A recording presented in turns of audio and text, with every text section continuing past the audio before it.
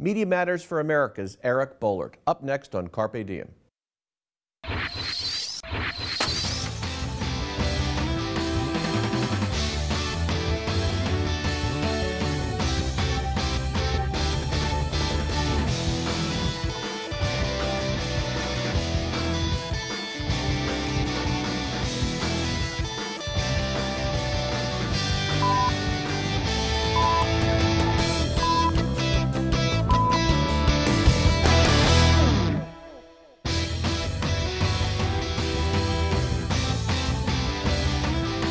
Hello and welcome to Carpe Diem. I'm Merrill Brown, Director of the School of Communication and Media at Montclair State University. Joining me today is Eric Boehlert, author and contributor at Media Matters for America, a nonprofit politically progressive website founded back in 2004, committed to thoroughly evaluating what they say is conservative misinformation in U.S. media. With an impressive career as a writer and contributing editor, Eric has worked for Salon.com and Rolling Stone magazine. He has written 2 books, Lapdogs, How the Press Rolled Over for Bush, and his most recent, Bloggers on the Bus, How the Internet Changed Politics and the Press.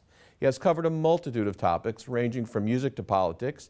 He's here today to discuss cable news, President Obama, and New Jersey politics. Eric, thanks for joining me. Thanks for having me. Tell us about Media Matters and your role there. Sure. Media Matters, as you said, was created almost 10 years ago now by David Brock, who's a fairly well-known progressive. Started out in the right-wing media world, had epiphany and decided that wasn't what he wanted to do. And he, a couple of election cycles, 2000, 2004, he saw, his concern was there was this, what he called this Republican noise machine, Rush Limbaugh, early days of Fox News, right-wing AM radio, that would create this misinformation and then it would seep into the mainstream press.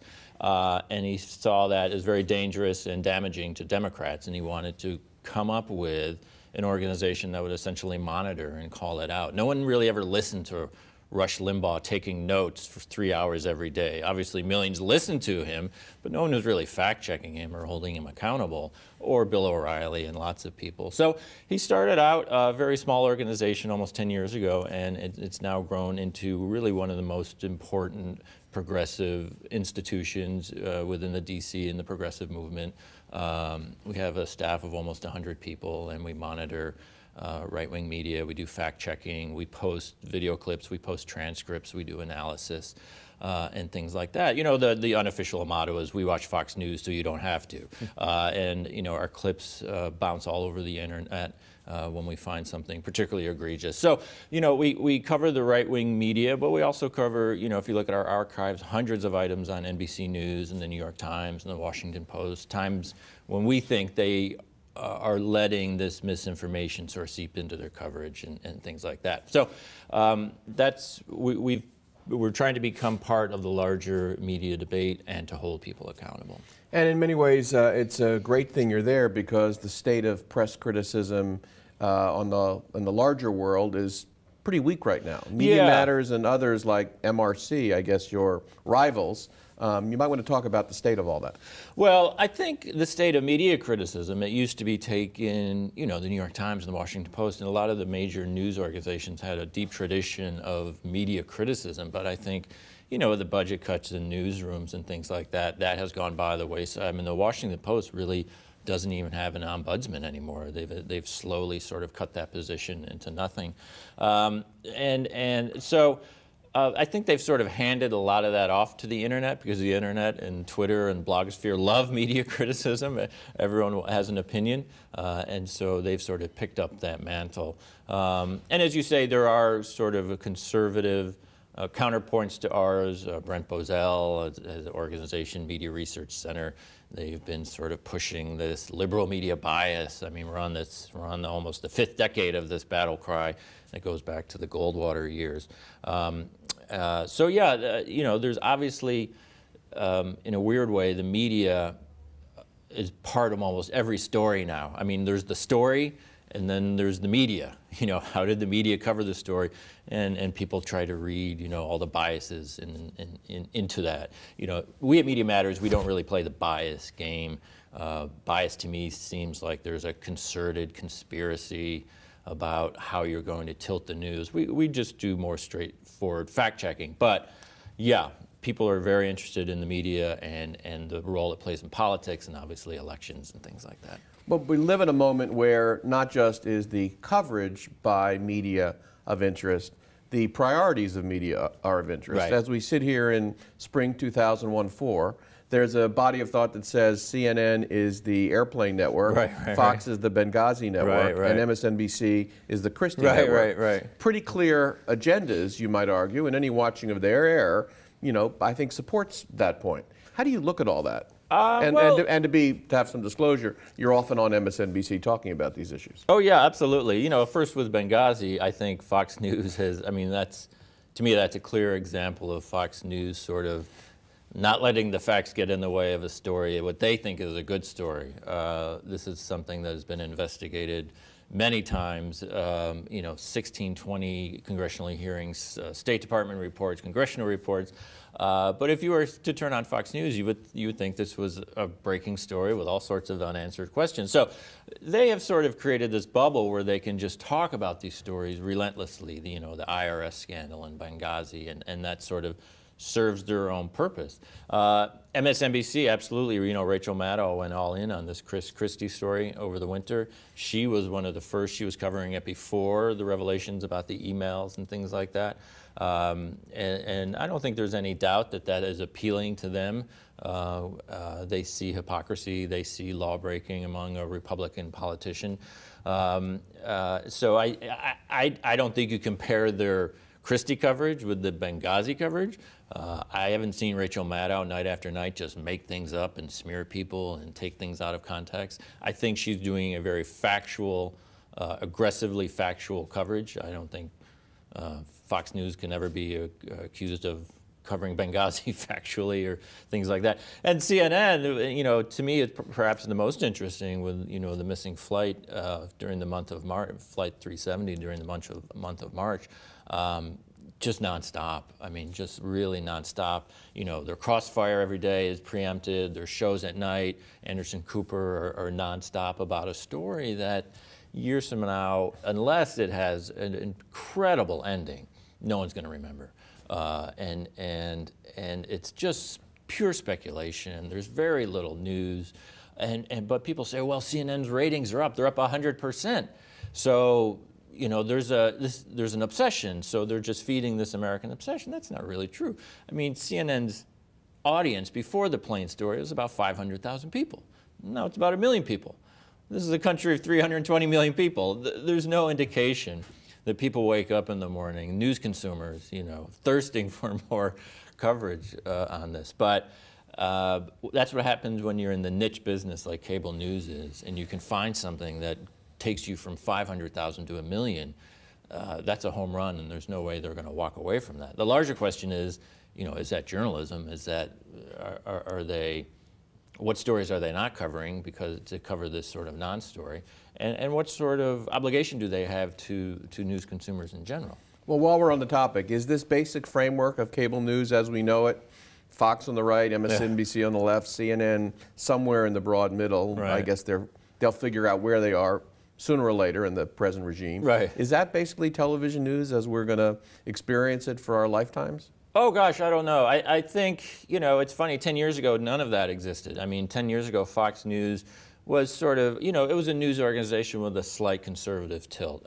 More than a slight, with a strong conservative tilt. But it wasn't what I think is now sort of this radical presentation, you know, day after day, month after month of sort of these incessant smears and attacks. You know, they covered the Bill Clinton's impeachment, and again, they covered it from sort of a slightly right of center, but it wasn't sort of this, you know, madness about, you know, Obama's born in Kenya and things like that, and he's trying to take away guns. So even in the 10 years, we've seen Fox change dramatically. 5 years ago, you know, MSNBC was not what it was. It hadn't really found its niche, which I think Rachel Maddow created for them. So who knows 5 or 10 years from now? But right now, they do seem to be in their assigned positions. And again, they're really only fighting over a couple million viewers. And so. But they're also fighting about the national agenda, well, they would say. And they certainly are agenda setters for some in the media community, right? Yeah, no, there's no question. Again, you know, they have a couple million viewers, but their influence is enormous because they're on in every newsroom in America, and that's what concerns Media Matters. If people are taking their newsroom cues from Bill O'Reilly or something that Greta Van Susteren said. So yeah, that's why we pay so much attention. They do have a large influence. Again, even though they're essentially niche programming. Right. So we sit in Montclair, New Jersey. You are a resident of New Jersey. You have been for some time, and you've watched the Christie story and have even written some press criticism about how the story has been treated. How do you assess the coverage of the Christie story to date? Oh, I think it was all completely legitimate. I mean, that is a huge story. He clearly wants to be the next president of the United States. He clearly, in my opinion, is never going to be president of the United States because of this story. It completely derailed his political career at a time when he was peaking and had very high aspirations.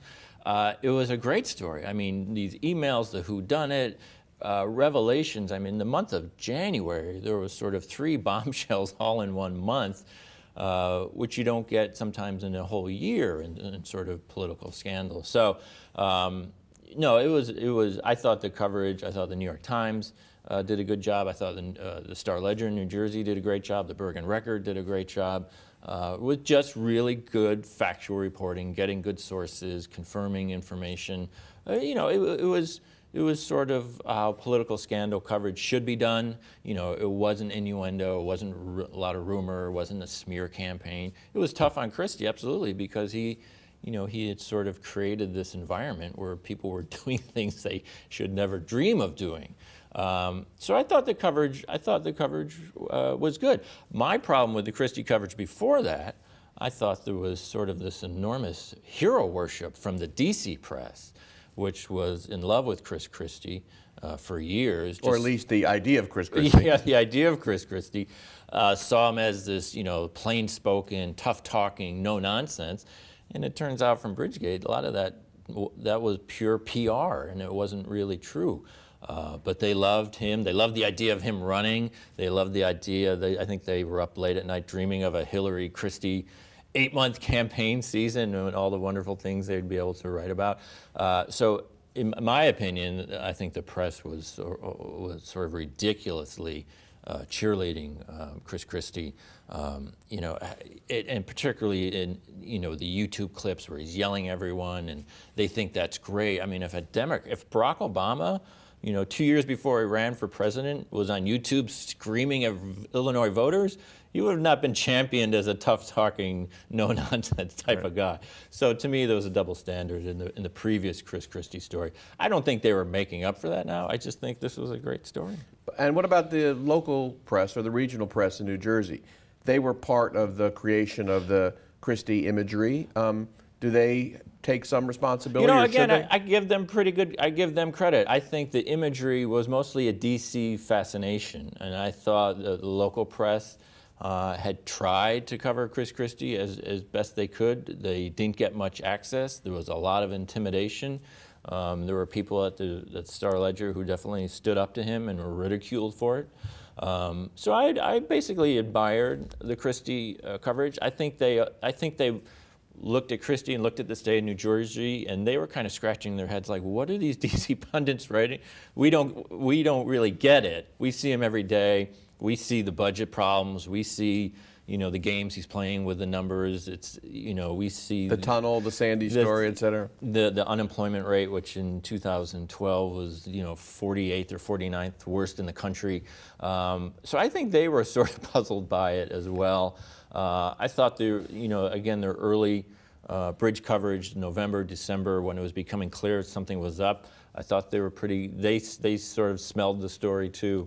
So I give them credit. It wasn't easy because I think the Christie administration really tried to bully the press, particularly the local press. But yet in the arc of the Christie story, one of the important pieces that really put things together was in the national publication, The New Republic, which actually put into a chronology a sense of the development of the story that no one in New Jersey, and I don't believe anyone else anywhere, had done. That was an important story that got a lot of attention when it came out this winter. Right, and that's the beauty of magazine journalism and monthly or weekly magazine journalism. You know, I think when that story broke, the New Republic decided, you know, they were going to take a step back. It was probably going to take a month to put all this together. They had a writer who was familiar with New Jersey, I think had been reporting on Christie. And, you know, when you take 2 or 3 weeks and you work the phones and you can paint a picture, it's very, very helpful. It's tougher to do that in daily journalism. It's tougher to do that, particularly in the smaller, you know, the shrinking New Jersey newspapers. But yeah, there's always an advantage. There's always an advantage and a bonus to the readers when you do that, when you take the steps back.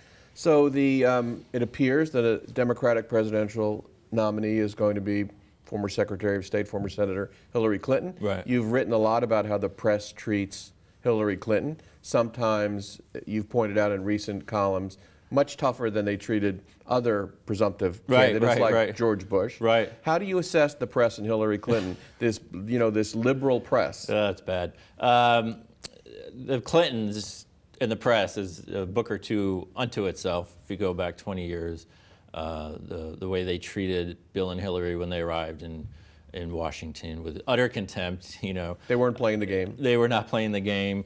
Who is this kid? Who is this president younger than me and smarter than me and, and more powerful than me? So there's a lot, and that led into the Whitewater and the scandals and the impeachment and all that. So, and then when Hillary ran in 2008, the coverage was awful, awful, awful, in my opinion. Kind of rampant misogyny for months on end. Not just from the right-wing press, but from the mainstream media.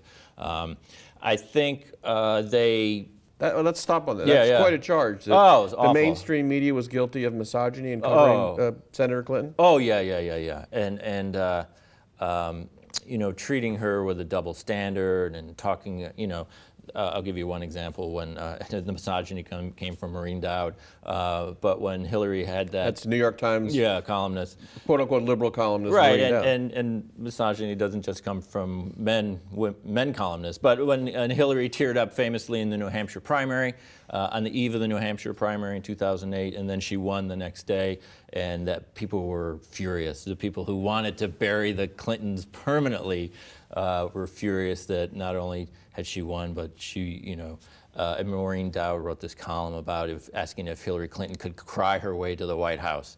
And she recounted how colleagues at the Times had watched her and laughed at her and mocked her, and it was really just unbecoming of any major newspaper. And Maureen Dowd has done that for years with the Clintons, and specifically Hillary. So I think she did. I think she got awful press from the mainstream traditional DC press. They were very excited about the Obama candidacy and sort of wrote her off. I think they have sort of. I think they have learned from that, and we don't see that anymore as much. But you have written very recently this spring. Yes, but there are additional problems, and the additional problems are they want a race. You know, they got spoiled by the Obama-Clinton primary in 2008. That was such a fantastic story to write about month after month, comeback after comeback. And now they're looking ahead to 2016, and Hillary's at 65% in the Democratic polls, and Joe Biden's at 6%. And they're saying, what are we going to, this is going to be a nightmare. You know, the last thing they want is sort of a coronation. So all the coverage is, here's what could go wrong with Hillary. And even though, as you know, she is probably the best positioned candidate ever. I mean, just in terms of polling. Well, I think that's a fact, right? Yeah, the polling, the fundraising, the name recognition, the lack of competitors and things like that. So rather than write about, this is amazing. I mean, she has cleared the field. She's well respected. Her poll numbers are amazing. It's the Clinton Foundation is going to take her down. You know, Benghazi's going to take her down, or you know, Elizabeth Warren is the nightmare for Hillary Clinton, which in the New Republic did a cover story last year. And you know, I love Elizabeth Warren. She's at about 4% in the polls. She's never going to be president, as she acknowledges. So, well, never's a long time. Well, never's a long, not in this cycle. Right. So, the problem is places like the New York Times and Politico and the other places have assigned reporters full time to cover Hillary Clinton, who is not a candidate. So what do you do? And they don't have access. I mean, the Hillary world is pretty closed, and it's very tight, and it's been together. The Clintons and their allies have been together a long time. So these reporters don't really have access. They have no insight to what the thinking is to the people close to the Clintons. And there's no race to cover. So I think they sort of create these storylines about, you know, again, here's what could go wrong, and there's not much to back it up. And just today there was a piece in Politico about, you know, is she freezing out the field, and what's that going to mean, and why doesn't she just announce? You know, well, no Republican has announced, and no candidate in the history of running for the White House has ever announced 33 months in advance. So in that sense, held to a different standard. So why are people obsessing over her? So. You know, it's the good news and the bad news is when you're that famous and you're, you know, and you're that far ahead, you're going to get a lot of coverage. But I think she is subject to the type of coverage we haven't seen from other presumptive. And I did write a column looking back at the last time the Republicans had a really presumptive, which was George Bush leading up to 2000. He essentially had the field cleared, although, you know, John McCain put up a brief fight. He had all the fundraising, he had all the endorsements. And if you go back and look at that coverage, there were no stories about here's what could go wrong, here's how he could blow it. It was just kind of awe-inspiring. I mean, they were just amazed at this young guy, and he was, you know, he was going to win the coronation, and the DC press admired that. But they don't admire Hillary's position now for some reason.